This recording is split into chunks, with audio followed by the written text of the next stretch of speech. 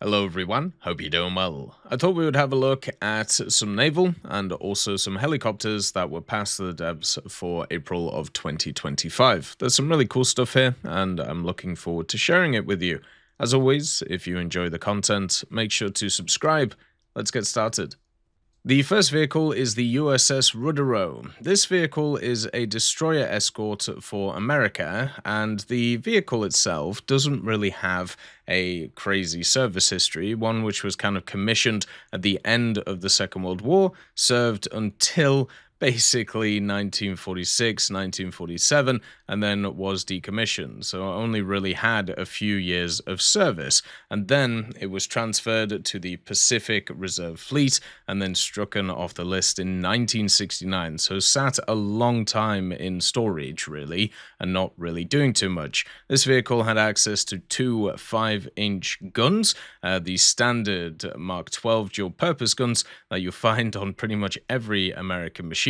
It also had a triple mount set of torpedoes and also two twin 40mm Bofors and 10 single Oerlikon 20mm, with also some depth charges on the vehicle too. Also had a sonar and a radar, which I think generally is quite fun, and a lot of power under the hood as well, so it could fly around the place. Since this is a destroyer escort, it would have a crew of 183, and also it was named after Lieutenant Commander Thomas Wright Rudderrow, who was a veteran of the First World War, and died in service in the early Second World War. For Britain, we have a J-class destroyer, the HMS Javelin, the G61. The Javelin was one of 8 J-class destroyers, being the last one overall to be launched, and it falls under the J, K, and N-class umbrella, in total a class of 24 ships.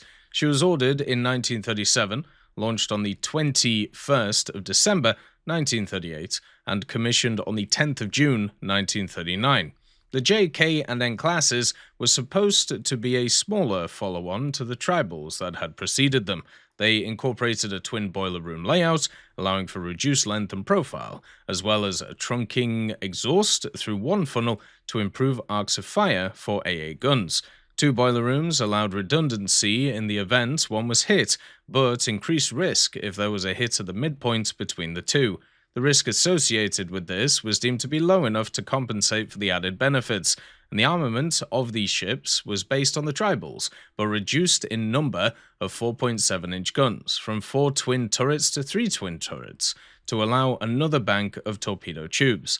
The torpedo tubes themselves had finally been upgraded to quintuple or pentad launchers, allowing a heavy torpedo load of 10 torpedoes to be carried. They possessed no dedicated HA or high-angle rangefinder. Instead, a 12-foot rangefinder was carried behind the DCT, or Direct Control Tower. This modified to allow the main armament to be used as AA. They also possessed a fuse-keeping clock, allowing increased lethality against air targets when paired with radar. The Javelin's pennant flag would be changed from F-61 to G-61 in May of 1940. Right as the Second World War began. And as one of the most powerful destroyers the Royal Navy had at the outbreak of the war, she was committed extensively. On the 29th of November, 1940, Javelin took part in a night attack against the destroyers Z-10 Hans Lodi, Z-4 Richard Bateson, and Z-20 Carl Golster, which resulted in Javelin being struck by at least 2 torpedoes and losing both the bow and the stern. Of the 108 meter of the original ship, only 47 meters remained.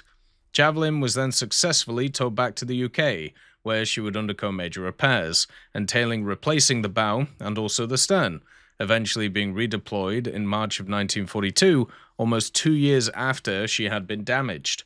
In May of 1942, Javelin participated in Operation Ironclad, or the Battle for Madagascar. Soon after, in June of 42, she would participate in the ill-fated Operation Vigorous, an attempt to escort convoy MW-11 to Malta. Javelin did not take any serious damage in either operation. Then in May of 43, Javelin returned to the UK to undergo a refit, completed by February of 44. She would continue to participate in various roles until the end of the war, where she was then reduced to reserve status in 1946, ultimately being sold for scrap in 1949. For Japan, we have another Takao-class heavy cruiser, the Chōkai from 1941. The Takao class was an improved version of the Miyoko class, and was distinguished by a massive protected bridge, which would have been appropriate for a battleship. The warships of this class were the largest cruisers in the combined fleet, and were the culmination of a design principle established by Hiraga, with the experimental light cruiser, the IJN Yubari. The design was developed by Taisa Fujimoto, who had succeeded Sosho Hiraga as head of the basic design section of the Navy Technical Department. Torpedo launchers were placed at upper deck level in rotating mounts to hopefully prevent loss of the ship in the event of a hit in the torpedo room. The resulting explosion would be directed upward and outward instead of downward into the hull. Unlike the preceding class, the Takao class had an upright second funnel, which made them easy to identify. The main guns could be elevated to 70 degrees, making them useful against aircraft. And due to the Japanese practice of trying to do too much with limited displacement, the cruisers in the class were very, very top-heavy. And the Chōkai was one of these vehicles. Unfortunately, it did not survive the war, and ended up getting sunk in the middle of it. The vehicle itself, though, had a pretty interesting setup.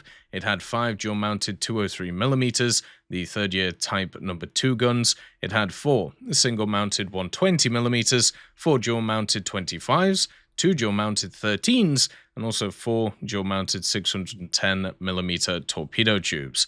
The vehicle would be incredibly fun to see in War Thunder, and basically join a long list of pretty interesting high-tier heavy cruisers that they have. The next vehicle is a helicopter, the Messerschmitt-Bölkow-Blohm BK-117A3M. The BK-117 was a twin-engine, multi-purpose utility helicopter built by a partnership between Messerschmitt-Bölkow and Blohm, or MBB, and also Kawasaki, and based on the BO-105, with which it shared many parts and design similarities, with development costs being shared equally between the two companies. During the 1985 Paris Air Show, a combat version of the helicopter was unveiled by MBB called the BK-117A3M. Unlike other variants of the BK-117, this variant was not associated with Kawasaki, and was developed solely by Germany due to restrictions on the Japanese export of military equipment. The A3M featured a Lucas turret, which housed a 12.7mm Browning heavy machine gun with 450 rounds of ammunition. Pylons on either side of the helicopter could carry 4 anti-tank missiles for a total of 8, typically the Hot 2, though the pylons could also carry tow missiles. Air-to-air missiles, rocket pods, and forward-firing cannons could also be carried on these pylons, as well as an additional mass-mounted sight and digital weapons controls avionics. Other systems include an infrared jammer and a chaff flare dispenser system, a Racal Prophet radar warning system, and a Racal Rams 3000 series avionic management system, which used a dual MIL STD 1553B data bus and multifunction cockpit displays. Ultimately, MBB would drop the project in 1988 due to a lack of interest. However, the BK-117 would have several other helicopters derived from it. These include India's HAL Dhruv and the H135M and H145M from MBB's successor company Airbus, with even just recently the H145M LKH being selected as the replacement for the German Army's Eurocopter Tiger fleet. We also have the Bell 406CS, which is Saudi's Kiowa. Simply put, the Bell 406CS is an export version of the American reconnaissance attack helicopter, the OH-58D. This aircraft was adopted only by Saudi Arabia. Its performance is basically the same as the OH-58D, but the major difference is that it's equipped with heli tow instead of MMS, or mass-mounted sight, when it comes to its optics. Armament options include multiple gun pods, TOW2, Stinger, and also Hydra 70. It may also be equipped with a Hellfire, but there's no images of the Saudi Arabians putting a Hellfire on the vehicle. Obviously, this vehicle could either have the Hellfires or not. That could obviously move its BR around, which would be kind of fun, but it would have access to the Stingers and also have access to quite a few other things. It would not have a MOR, but it would have an AN APR-39 RWR, no countermeasure dispensers, and also no LWS either, and have some interesting optics. As always, I hope you have a wonderful day, and I'll see you next time.